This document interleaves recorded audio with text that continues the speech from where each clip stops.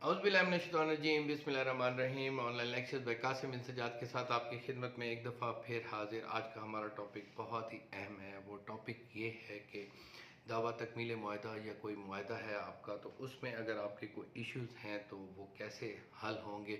जैसे मिसाल के तौर पर एक शख्स के साथ आपका मुआहदा हुआ, लेकिन ज़मीन उसकी बहनों और बेटियों के नाम थी, तो उसने लिख कर दे दिया कि मैंने ये ज़मीन जो है आपको दे दूँगा, बाकी मैं इनका मुख्तियार हूँ। वो मुख्तियार नहीं था, तो फिर कैसे फ़ैसला होगा।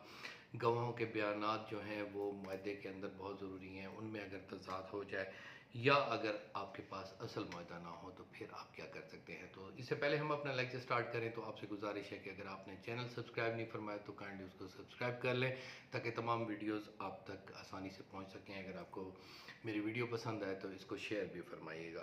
तो जनाब वाला, मैं आपके साथ ये अर्ज़ करना चाहता हूँ कि तकमील मुआहदा के